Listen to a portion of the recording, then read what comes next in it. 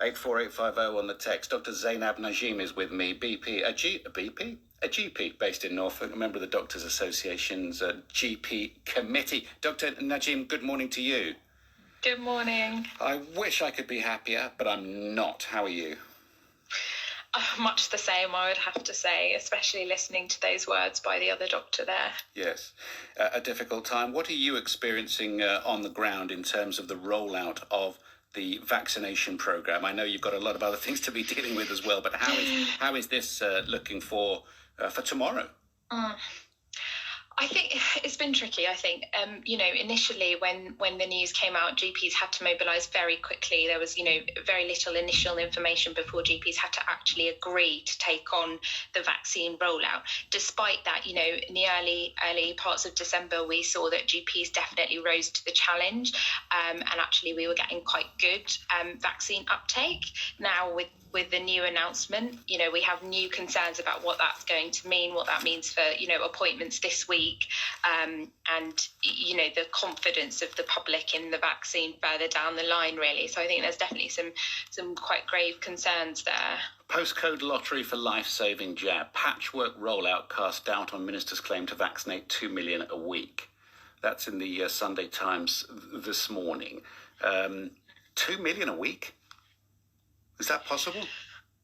I mean, the difficulty is really that if there had been clear guidance and if this decision had been made with frontline GPs who are on the ground delivering the vaccine, that sort of success absolutely is possible. We saw GPs, expand the national flu vaccine, very successfully this year round in the pandemic. But the difficulty is that this decision has been made by the Joint Committee on Vaccinations and communicated to GPs, and there are clinicians on the ground who just don't know where this evidence has come from, who don't know whether now the consent process has been completely undermined.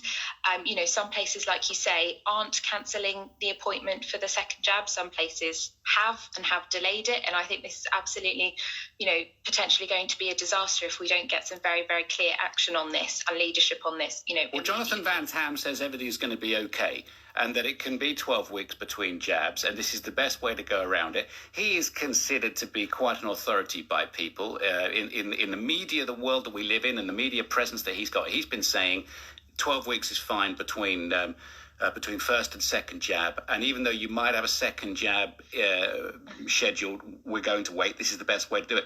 Public Health England were saying something different, right? That's the facts, isn't it?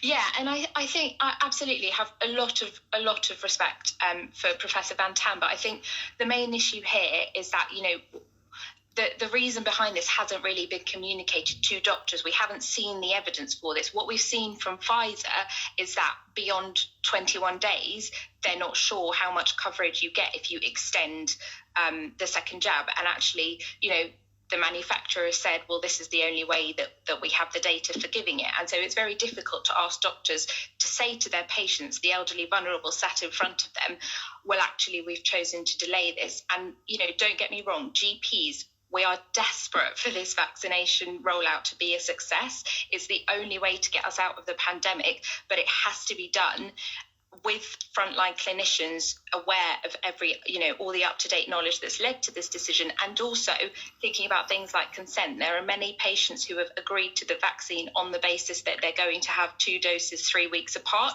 and to suddenly change that, right, we need to think about the implications, really. Okay, and let me ask you this. Have you done your fire safety level 1? This is the NHS vaccinator list. Have you done your fire safety level 1, Dr. Najim? I started in August, so yes, I had to have all of this text done before I started. Have you done your preventing radicalisation level 1?